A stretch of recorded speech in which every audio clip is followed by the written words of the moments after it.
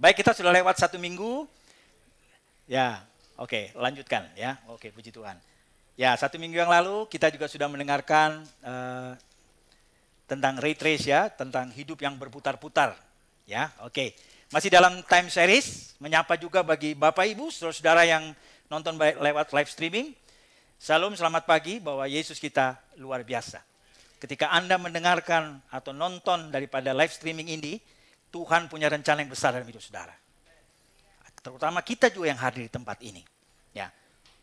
Dalam lanjutan series hari ini saya akan bicara tentang plan and build. Itu bicara tentang menanam dan membangun. Ya. Siapa di sini yang tukang bangunan? Atau nyuruh-nyuruh orang bangun bisa ya? Oke. Saya rasa kita semua pernah menanam ya, pernah ya? Pernah ya? Pernah menanam, pernah juga membangun mungkin ngecat rumah, ya itu lu membangun juga ya. Baik, setiap perkara yang kecil Tuhan kasih perkara yang besar. Ya, puji Tuhan. Nah, plan and build, ya. Nah, Bapak Ibu Saudara kasih dalam Tuhan, mengenai menanam dan membangun ini sesuatu yang menarik. Kalau saya mau gali secara teologi menanam dan menanam itu tidak cukup waktu khotbahnya, ya. Dari bahasa aslinya, kemudian diterjemahkan perjanjian lama tentang menanam itu apa maksudnya, membangun, dan perjanjian baru. Tapi saya coba simpulkan, mungkin tidak secara keseluruhan, tapi saya menambahkan dari khotbah-khotbah yang sebelumnya. Jadi saya tidak mengulang lagi ya, sebenarnya ada beberapa kemiripan. Tapi saya coba menambahkan. Oke, next slide. Oke. Klik. Nah, itu dia ya. Oke. Kita harus mencari pengertian dulu ya, plan and build. Itu kita cari sinonimnya ya, supaya kita semua yang mendengarkan bisa lebih mudah. Jadi kalau plan itu menanam, pengertiannya bisa juga menabur. Kemudian apalagi? Menaruh atau menempatkan, menginvestasikan, itu juga menanam. Nah, kalau build itu bisa membangun, mendirikan, ya, mewujudkan, membentuk atau menegakkan. Nah, jadi nanti dari khotbah saya selanjutnya Bapak Ibu bisa lihat nanti mungkin bukan membangun tapi mungkin mendirikan istilahnya, atau ada kata-kata mewujudkan dan seterusnya, atau menaruh dan menabur. Jadi itu kurang lebih sama artinya ya. Jadi kita lebih mudah untuk mengerti tentang apa itu plan dan build, bangunnya. Oke, kita lihat dulu beberapa ayat ya. Yang pertama dari Perjanjian Lama. Saya kutip 1 ayat saja ya, karena banyak sekali ya. Ini saja, ada kurang lebih teringkas di sini. Jadi pada Perjanjian Lama, Tuhan itu Bapa kita di dalam Yehezkiel 36 ayat 36. Mari kita baca sama-sama. 1, 2, 3. Dan bangsa-bangsa yang tertinggal yang ada di sekitarmu akan mengetahui bahwa akulah Tuhan yang membangun kembali yang sudah musnah dan menanami kembali yang sudah tandus. Aku Tuhan yang mengatakannya dan akan membuatnya. Amin. Luar biasa. Jadi apa yang hancur, apa yang dianggap tidak berguna, Tuhan bisa bangun. Tuhan bisa buat kembali. Amin. Luar biasa.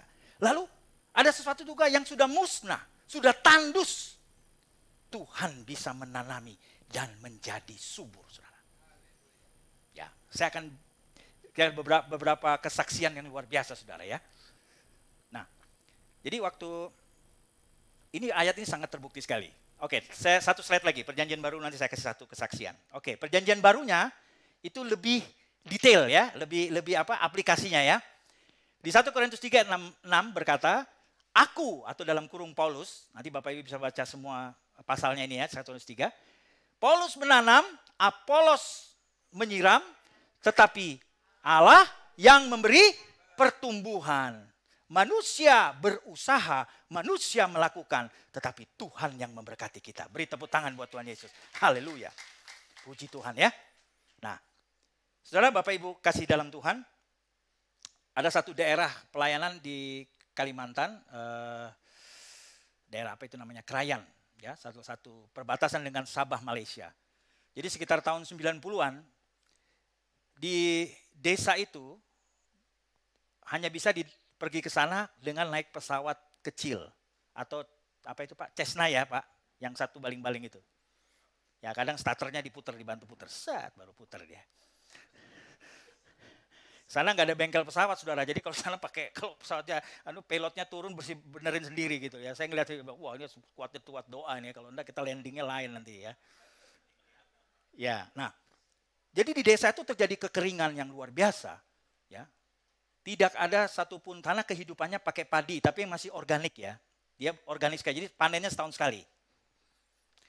Di situ ada 4.000 sampai 5.000 orang, itu ada 9 desa. Satu kecamatan Krayan namanya. Ya. Kalau tidak salah Malinau dia punya kabupatennya. Nah, waktu itu satu tim pelayanan datang ke sana, melayani, bikin KKR dan seterusnya. Kemudian setelah saya KKR, kita mau mendoakan. Perhatikan saudara, yang tadi mendoakan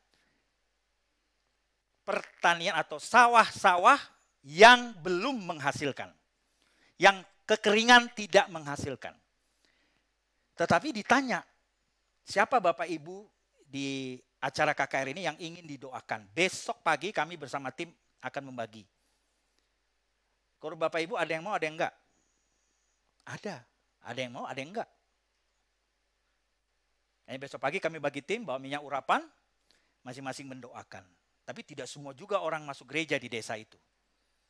Nah, waktu kami mendoakan, kira-kira ada yang senang, ada yang tidak? Ada yang tidak. Diketawain satu orang. Duh, dibilang gini saudara. Kok tanah tandus tidak bisa berbuah, kok didoakan? Orang dunia tidak mengerti saudara. Dan kami doakan di tempat itu saudara. Dan apa yang terjadi selesai, kami doakan, kami pulang tim kembali ke Balikpapan. Lalu berapa bulan kemudian atau 1 tahun kemudian. Nah, kami dapat kabar, ya, yang diurapi itu sudah tumbuh dan berbuah padinya. Tetapi yang sekitarnya yang dekat situ tidak didoakan, enggak tumbuh saudara. Yesus kita luar biasa. Beri tepuk tangan buat Tuhan Yesus. Dan apa yang terjadi saudara? 9 desa terima Yesus Kristus Tuhan. Karena mereka melihat tanda mujizat. Itu tahun 90-an saudara. Apakah mujizat Tuhan bisa terjadi saat ini? Tuhan yang kita sembah adalah Tuhan yang sama. Dia tidak berubah. Wah nggak mungkin Pak. Saya memang dari dulu sudah begini. Modelnya udah begini. Tapi Tuhan bisa merubah. Puji Tuhan. Nah, jadi di sini dikatakan Paulus menanam, menyiram, tetapi Tuhan yang menumbuhkan. Nah, oke, next slide. Baik. Nah, jadi dibutuhkan kerjasama waktu kita menanam dan membangun. Gak bisa sendirian. Gereja ini juga berdiri atas ada kerjasama. Amin. Ya, ada yang menanam, ada yang membangun. Masing-masing ada talenta dan bagiannya. Amin. Ya, saya baru tadi pagi teringat kita tim saya waktu pertama kali ini kita renovasi tapi lupa fotonya, nggak apa-apa. Nanti minggu depan ya Pak Daniel mungkin sama Pastor Debbie sama Pastor Daniel aja yang kasih tunjuk fotonya. Ya, nah itu kalau kita menanam, membangun dalam satu tim ya, ini juga berbicara bukan hanya kita kerjasama, tetapi juga kita harus melibatkan Tuhan. Karena Tuhan itu yang memberikan hikmat dan wisdom kepada kita. Ya, puji Tuhan. Haleluya. Oke, next slide. Oke, kita masuk ke ayat daripada tema kita. Ya. Pengkhotbah 3 ayat 2 dan 3. Mari kita baca sama-sama. 2, 3. Ada waktu untuk lahir, ada waktu untuk meninggal, ada waktu untuk menanam. Ada waktu untuk mencabut yang ditanam, ada waktu untuk membunuh. Sebentar dulu, ini membunuh konotasinya jadi banyak. Itu maksudnya untuk kurban ya. Untuk membunuh, mempersembahkan korban waktu itu. Jadi ada waktu membunuh domba atau hewan untuk dikorbankan. Lalu ada waktu untuk menyembuhkan. Ada waktu untuk merombak, ada waktu untuk menanam. Jadi 2 saja yang saya kuning itu. Ada waktu untuk menanam, ada waktu untuk membangun. Puji Tuhan. Nah, Bapak Ibu kasih dalam Tuhan, banyak orang hari-hari ini ingin menanam atau ingin menginvestasikan, apakah itu berupa uang, atau menginvestasikan. Saat ini kita bicara tentang investasi waktu ya, dan seterusnya. Kalau kita ke gereja ini investasinya wasting time, spend time, atau invest time? Invest time ya. Waduh, pinter semua sudah ya. Puji Tuhan, invest time. Kalau diajak makan orang, spend time atau wasting time? Oh, spend time. Apalagi ya? Hah? Kalau kumpul bersama keluarga itu apa? Spend time. Wah, pinter ya. Invest ya. Puji Tuhan. Baik, nanti kita akan masuk lebih dalam lagi ya. Jadi kita betul-betul mau menginvestkan waktu kita. Dan hari ini kita juga beribadah, kita invest time untuk kita masuk ke surga. Amin. Beri tepuk tangan dulu buat Tuhan Yesus. Haleluya. Dulu waktu kita belum bertobat ditanya, ke gereja ngapain ke gereja? Kurang kerjaan kah? Loh betul, orang dunia kurang kerjaan kah kamu kerja? Karena belum mengerti. Tapi ke gereja beribadah sekarang sudah sebuah kebutuhan. Amin.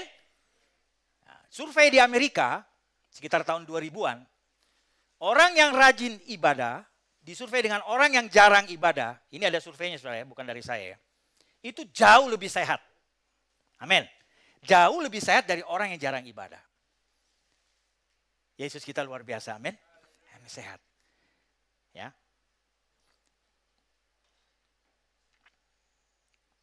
Oke, lanjut. Kalau saya ngomong terus nanti lari dari tema ya. Oke. Ya ini pendeta ini banyak loadingnya ini. Oke, next slide. Oke, kita masuk sini aja deh. Nah, bagaimana bisa berhasil dalam kita menanam dan membangun? Saudara,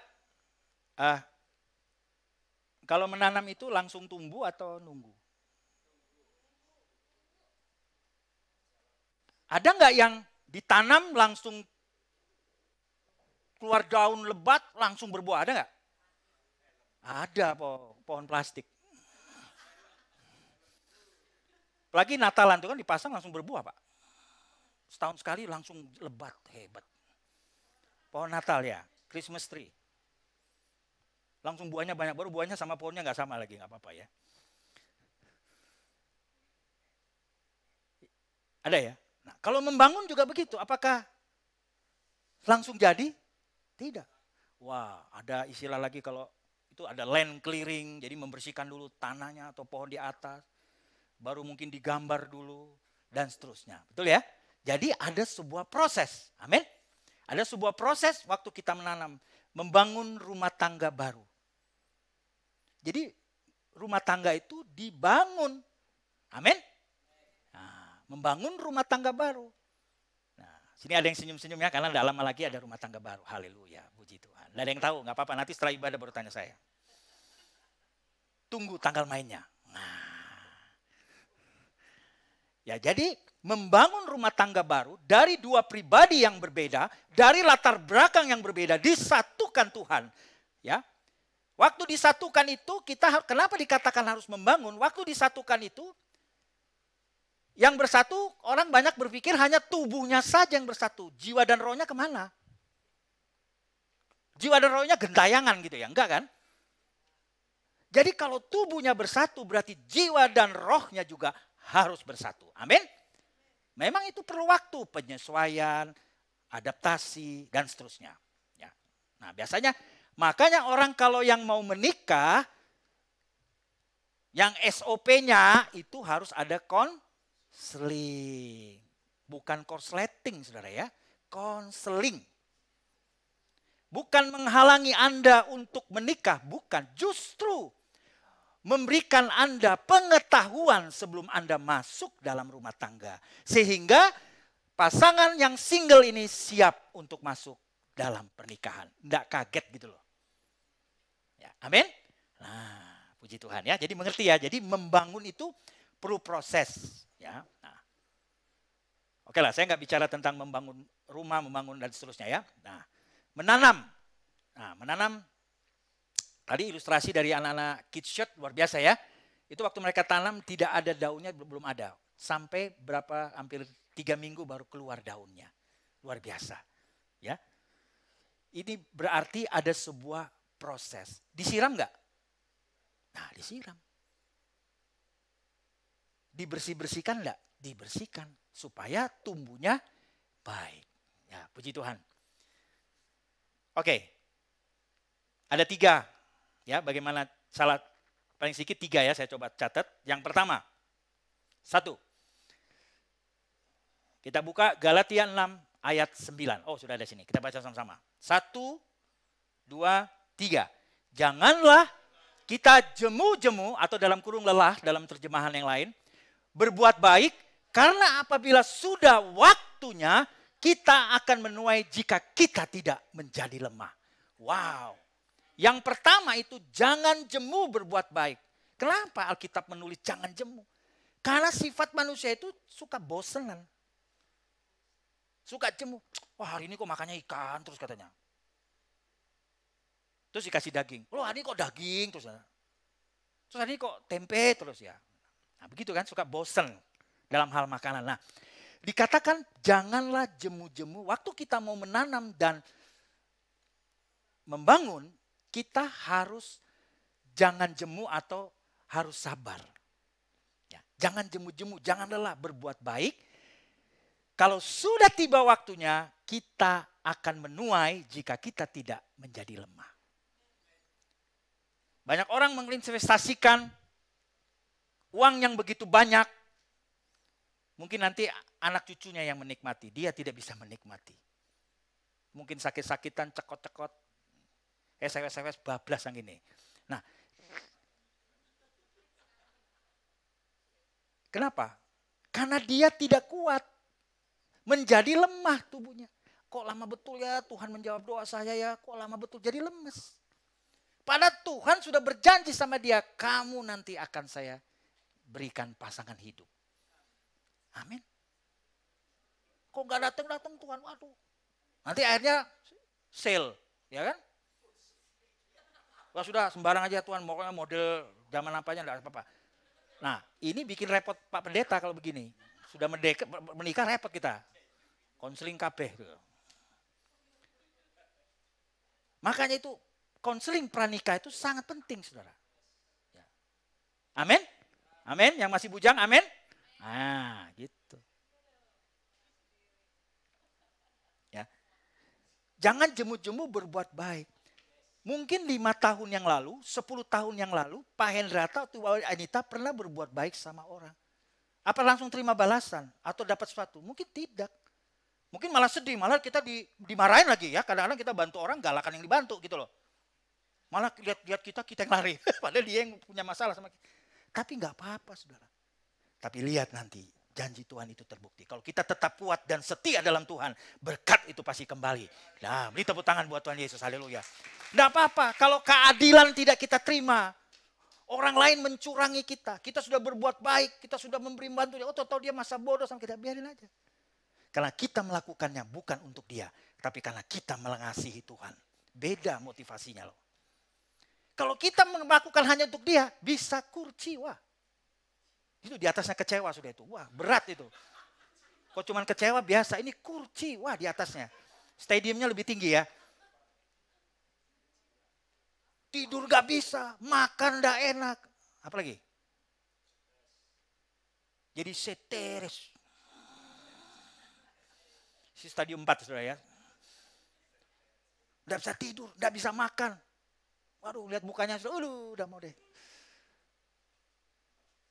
Nggak apa-apa, saudara. Keadilan manusia mungkin tidak datang sama kita.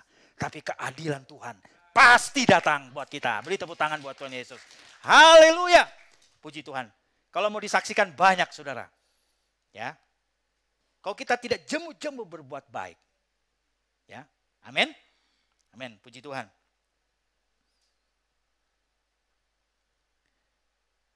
Nih, saya kasih satu kesaksian. Jadi waktu kami pelayanan, ini saya bicara tentang church planting ya. Waktu di daerah Kalimantan kami membuat salah satu cabang gereja kami agak jauh dari kota Balikpapan sekitar 2 jam ya. Mungkin Pak Michael juga pernah ke sana di Handil. Nah, Itu sekitar tahun 2000-an. Waktu saya dijadikan salah satu pengurus di gereja untuk pergi ke sana. Jadi cabang itu sudah berdiri, gereja itu kurang lebih mungkin 5 tahunan lah ya, saya kurang ingat. Waktu saya ke sana saya lihat di gereja 5 tahun, terus ibadahnya masih meminjam gedung di daerah ya di sana. Waktu kami di sana kami ibadah, beberapa orang datang pelayan Tuhan kami layani. Nah dalam waktu kurang lebih 1 tahun, tiba-tiba ada seorang jemaat yang datang kepada saya. Pak, saya punya tanah, bisa dibangun gereja. Wow. Padahal dia jemaat baru datang. Baru masuk. Tuhan itu bisa pakai siapa saja untuk menolong kita. Apa yang tidak pernah kita pikir, kita lihat bahkan kita dengar. Tuhan bisa tolong kita. Asal kita setia sama dia. Kita menabur saja yang baik sama orang. Kita beri yang terjadi, jangan jemu-jemu. Tuhan pasti tahu kebutuhan kita. Amin. Colek kiri kanan, Tuhan tahu kebutuhanmu. Wah. Kalau nggak ngomong, nggak dapat ya saudara ya. Nah. Ya. Akhirnya sekarang di Handil punya gereja, bukan hanya gereja, malah bangun sekolah. Ya Pak Michael, ada sekolah ya situ ya. Beri tepuk tangan dulu buat Tuhan Yesus. Haleluya. Dari tidak ada menjadi ada. Hebat Tuhan kita. Luar biasa. Nah, Bapak Ibu kasih dalam Tuhan. Coba next. Ya. Nah, kita harus tahu juga hukum tabur tuai. Ya, jadi jangan jemu-jemu berbuat baik. Kita juga harus ingat. Galatia 6 ayat 7 sampai 8. Ini masalah menanam dan membangun. Kita baca 2, 3. Jangan sesat, Allah tidak membiarkan dirinya dipermainkan, karena apa yang ditabur orang itu juga yang akan dituainya. Sebab barang siapa menabur dalam daging, ia akan menuai kebinasaan dari dagingnya. Tetapi barang siapa menabur dalam roh, ia akan menuai hidup yang kekal dari roh itu. Amin. Ada sebuah lagu yang saya pikir kurang cocok. Buah semangka berdaun sirih. Itu dulu lagu sebelum saya bertobat, suka sekali saya lagu itu ya. Nah, ternyata itu lagu agak bikin pusing juga. Masa kita tanam semangka, daunnya sirih? Atau kita menanam kelapa, keluarnya mangga? Mungkin nggak saudara? Nggak mungkin. Ya. Apa yang kita tanam, itu yang akan kita tuai. Kita tanam kebaikan, maka kita akan tuai kebaikan. Kita nanam uang, pasti kita akan menuai uang. Amin. Nah, puji Tuhan. Colek kanan bro, nanam apa bro? Nanam apa bro? Jadi kalau saudara nanamin dendam, nanam sakit hati, nanamin stres, nuainya. Nah itu. Kenapa? Boh, Pak Michael langsung stroke. Tingkat tinggi langsung. Ya. Ya. Ya. Nah. Sebab barang siapa menabur dalam dagingnya, ia akan menuai kebenaran. Apa sih menabur dalam daging? Menabur dalam daging itu menabur keinginan daging tadi. Amarah, kebencian, iri hati. Ada lagi tuh ilmu tersinggungnologi. Nah, itu bisa 1 semester kita belajar itu, tersinggungnologi itu, susah itu. Lalu apa lagi yang menabur dalam daging? Ya kalau nabur uang nggak apa-apa saudara ya, untuk masa depan. Nah, manusia itu mempersiapkan hidupnya dengan begitu baik. Itu tidak salah saudara, betul, mantap. Menabung untuk masa depan, mengikuti pendidikan supaya punya the good future, ya, masa depan yang bagus. Tapi jangan mengabaikan yang lain. Investasi kita di surga juga penting. Amin. Apalah gunanya engkau memiliki seluruh dunia, tetapi engkau binasa. Aduh, kasihan deh lo.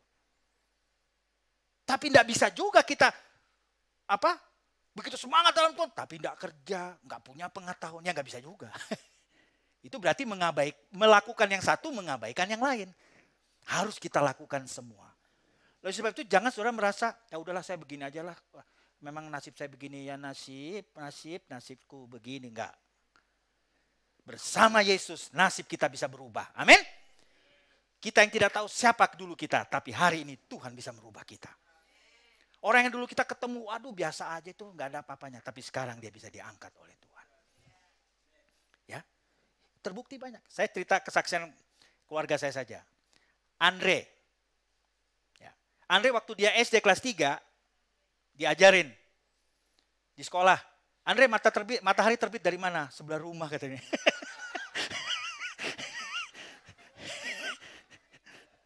Sebelah rumah. Betul atau salah? Betul. Oh berarti nggak masalah ya berarti ya.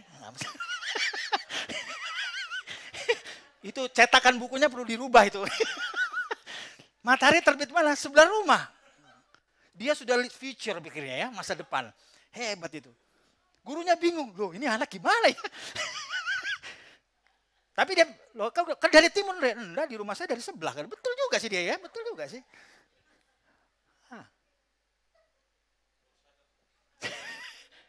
Baru Andre ini dari SD itu sampai kelas 5 itu ranking 2 dari belakang. Ranking 38 saudara, muridnya 40. Saya berani saksikan ini karena saya lihat kuasa Tuhan luar biasa dalam kehidupan anak-anak saya. Bukan karena saya sih biasa-biasa aja. Tapi Tuhan yang kita sembah itu Tuhan yang luar biasa. Pulang ke rumah bawa rapot merah hijau, Pak pelangi, asik. Pelangi-pelangi, alangkah indahnya. Dia sih alangkah indahnya, kita bapaknya ya ampun. Haleluya, bukan haleluya lagi, haleluya. Berat saudara. Meeting sama istri ini, ya anak kita ini. Meetingnya.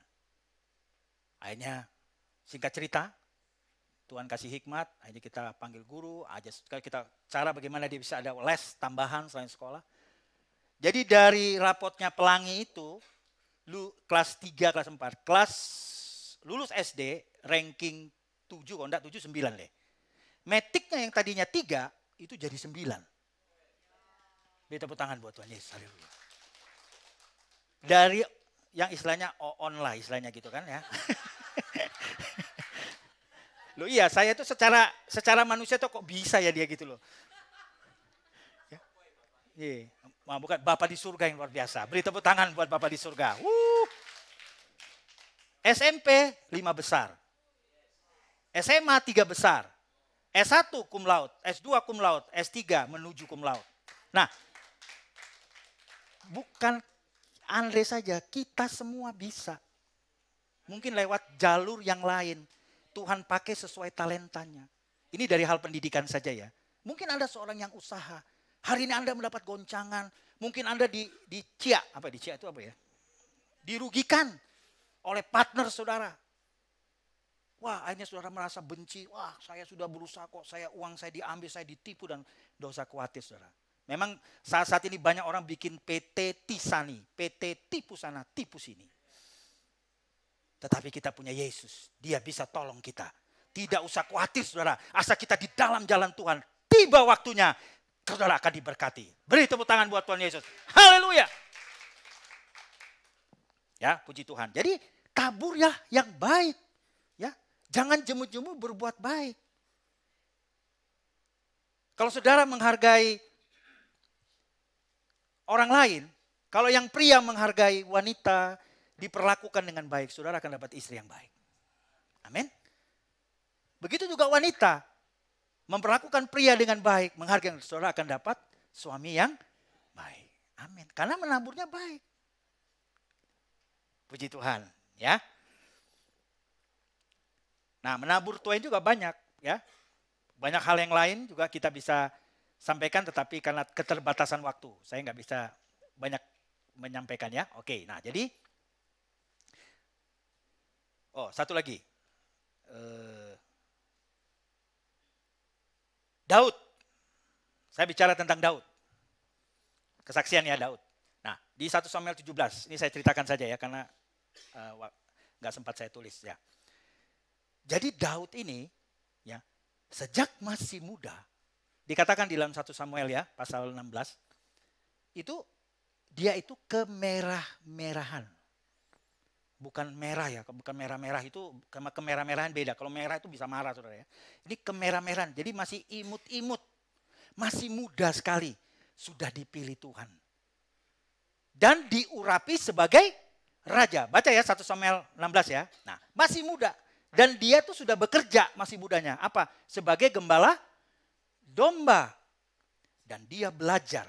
Waktu dia jadi gembala domba, dia menjaga dombanya dari serangan binatang buas, baik singa atau binatang buas yang lain. Sehingga waktu dia mau menghadapi Goliat, dia bilang, singa saja saya bisa kalahkan. Apalagi kamu, karena Tuhan ada di dalam saya. Anak muda itu harus begitu seperti Daud. Waktu saudara dipilih Tuhan, sudah di dalam Tuhan, tidak usah takut saudara. Karena Tuhan menyertai kita. Tuhan pasti menuntun kita. Lalu ada cobaan lain. Daud tetap berbuat baik. Dia menabur yang baik. Kenapa?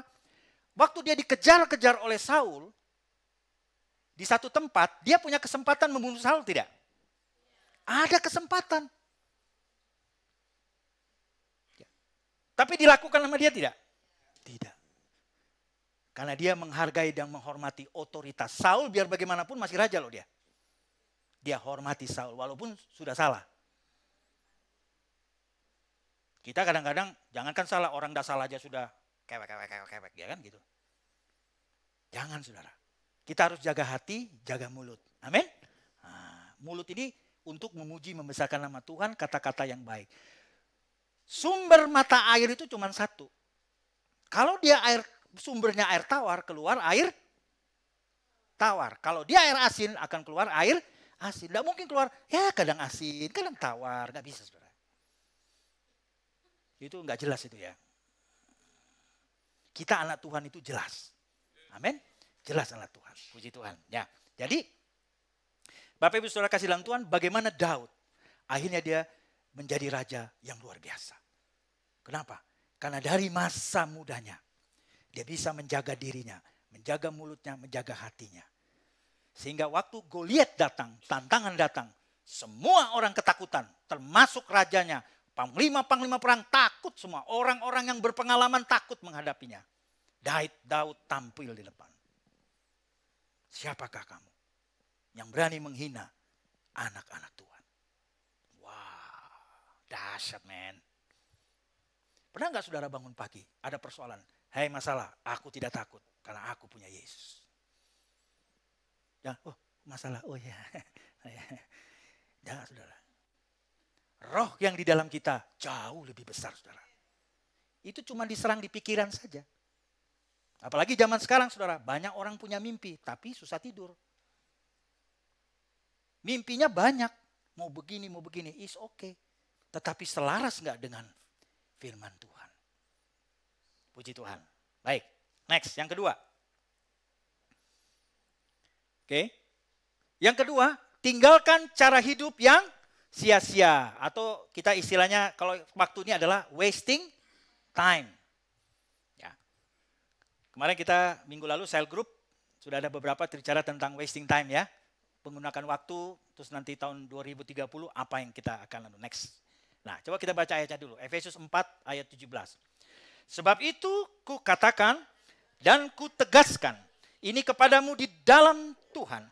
Jangan hidup lagi sama seperti orang-orang yang tidak mengenal Allah dengan pikirannya yang sia-sia. Wow. Oke, next slide. Oke, ini anak muda. Survei WHO pada tahun 2017 tentang kematian remaja atau pemuda usia 15 sampai 44 tahun adalah 3.000 jiwa per hari atau 1,2 juta per tahun kematiannya. Penyebab utamanya ya, ada penyebab yang lain juga, tapi yang paling besar 3 ini. Yang satu karena kecelakaan lalu lintas. Anak muda kan suka ngebut-ngebut ya. Ngebut, melanggar aturan. Ya, saya pertama kali maaf ya, ke kota Jakarta ini saya bingung juga. Waktu di Kalimantan kalau hijau kita jalan. Kalau di Jakarta ini kadang merah berjalan kita, terbalik gitu ya. Saya bingung, ini merah kok pada jalan sini ya. Oh, rupanya satu level di atas kita ya. Melanggar tapi. Lalu yang kedua, infeksi pernafasan. Karena apa? Ini datanya ada ya, ini bukan saya karang. Polusi udara. Jadi dunia ini sudah penuh dengan polusi. Ya. Apa istilahnya itu? Apa? Global warming ya. Global warming, polusi udara. Apalagi ini sekarang di Indonesia sedang terjadi kebakaran hutan. Ya, kita berjaga-jaga, kita berdoa supaya diturun hujan di Jakarta dan di daerah-daerah juga yang lama tidak hujan sehingga tidak ada kekeringan. Amin. Nah, nanti doa syafaatnya berdoa untuk minta hujan. Seperti Nabi Elia. Kita ini anak Tuhan punya kuasa. Amin. Ya, Tuhan ya. Nah, lalu yang ketiga, bunuh diri. Saya waktu baca data ini kaget juga saya. Bayangin, bunuh diri itu yang terbesar di Eropa dan Asia Tenggara. Indonesia masuk. Maka saya taruh bagaimana Indonesia. Saya cek datanya tidak ada saudara ya. Tidak ada atau saya belum dapat. Tetapi ada data 2010, cuman sumbernya saya nggak terlalu yakin gitu loh. Itu dia bilang setahun itu sekitar 12.000. Ya, 10.000 orang yang bunuh diri. Berarti per hari berapa itu saudara ya? Nah, Bapak Ibu Saudara kasih dalam Tuhan, kenapa banyak orang mau bunuh diri? Kenapa banyak orang ingin menghabisi hidupnya sendiri? Kenapa? Kenapa Pak? Ada yang putus asa, apalagi? Kecewa. Ada lagi satu. Stres. Oke, ada lagi? Stres saja Pak, jangan stres. Kenapa? Dia tidak tahu bahwa dirinya, hidupnya itu berharga. Kalau orang sudah beranggap, wah saya ini tidak berharga, wah saya ini nggak ada artinya. Tunggu waktu saja. Tapi saya mau beritahu buat saudara yang ada di tempat ini yang nonton live streaming. Hidup saudara dan saya sudah ditebus oleh darah Yesus. Hidup kita itu berharga. Beri tepuk tangan buat Tuhan Yesus, haleluya. Berharga saudara. Coba lihat kiri kanannya, Anda berharga. Wah. Ya. Ada yang bilang Anda berharga tapi mukanya Anda berharga. Gak jelas, gak yakin. Ya puji Tuhan ya. Nah.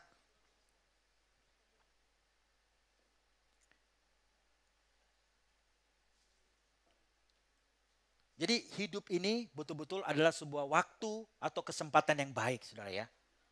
Ya, jangan kita menyanyiakan waktu yang sudah Tuhan berikan buat kita waktu kita hidup ini. Betul-betul kita gunakan. Ya. Kita bekerja, kalau Anda seorang profesional, bekerjalah dengan baik. Berikan yang terbaik dalam pekerjaan saudara. Kalau Anda seorang pelayan Tuhan, melayanilah dengan baik. Ya. Beri yang terbaik. Dan saudara juga harus tahu menempatkan diri. Nah, ini penting saudara. Banyak orang itu tidak tahu menempatkan diri. Misalkan dia ke pesta pakai daster. Kan enggak cocok kan? Enggak cocok saudara. Atau ke undangan ulang tahun pakai piyama. Kan enggak cocok saudara. Ada enggak yang begitu? Iya maksudnya. Kita harus tahu kapan waktu kita tidur itu seperti apa. Waktu kita mau pergi ke pesta seperti apa. Mau kumpul keluarga seperti apa. Ya. Nah ini penting saudara. Kenapa? Sehingga dari situ kita kelihatan kita ini. Who are you? Siapa kita? Siapakah kita? Nah, saya juga pernah khotbah tentang siapakah kita ya. Ada judulnya khusus itu. Tapi ini bicara hal yang simpel. Jadi gini loh. Kita harus tahu menempatkan diri di mana kita berada dan pada kegiatan seperti apa. Saya pikir itu baik ya. Baik sekali gitu loh. Nah, Bapak Ibu kasih dalam Tuhan. Waktu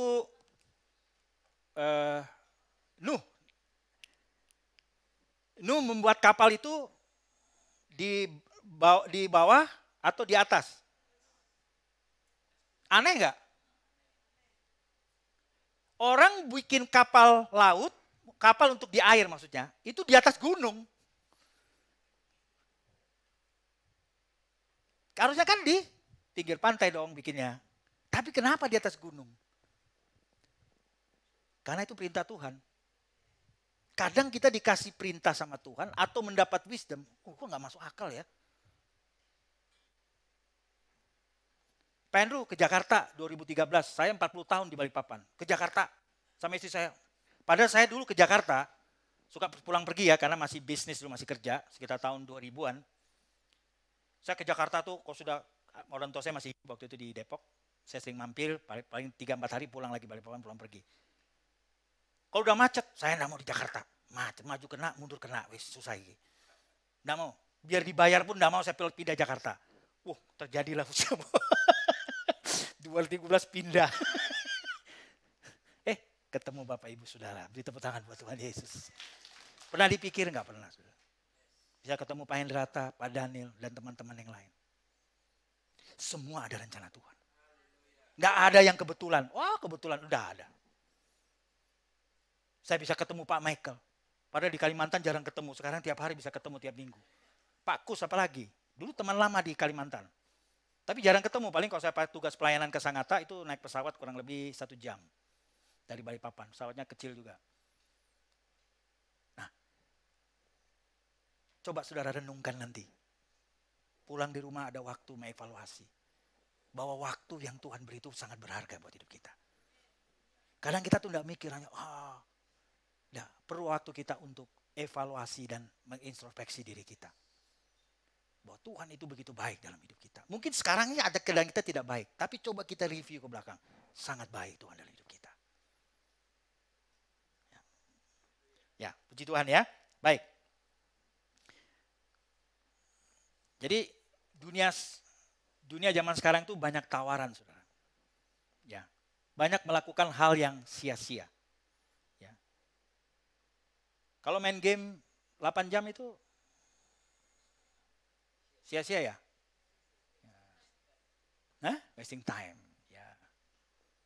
Handphone. Saya waktu memberikan pembekalan buat anak mahasiswa, anak mas di AM Office. Saya tanya, apa yang paling sulit? Handphone katanya musuhnya. Betul ya, Leora ya? Betul. Handphone ini Pak. Kok bisa ya? Padahal kan kita yang ngatur dia ya. Kok dia jadi ngatur kita gitu loh. Handphone ini Pak katanya. Bisa melotot gini ya. Saya sampai kemarin minta diurut jari saya ini karena banyak kan gini-gini loh. Pegel ya. Kadang-kadang diikat satu jadi pakai kiri biar seimbang.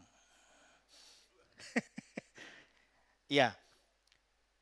Jadi segala sesuatu yang kita hambakan atau kita membuat menjadi sesuatu yang lebih daripada Tuhan itu nggak boleh, saudara.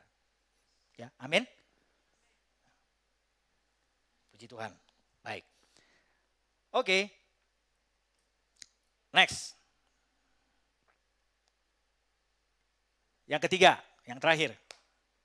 Dalam Anda menanam dan menabur, kapan dimulainya? Hari ini. Karena nanti ada pujian, yesterday sudah berlalu, tomorrow juga mungkin kita ada waktu bisa, belum tentu kita bisa sampai besok. Yang jelas hari ini Tuhan ingin memakai saudara dengan saya. Today is very important. Hari ini sangat penting. Puji Tuhan. Kita baca ayat itu Ibrani 3 ayat 7 sampai 8. Sebab itu, seperti yang dikatakan Roh Kudus, pada hari ini jika kamu mendengar suaranya atau suara Tuhan, jangan keraskan hatimu.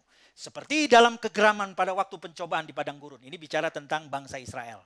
Waktu di padang gurun, mereka melawan Tuhan, menyembah ilah lain, sehingga mereka terputar-putar. Berapa tahun?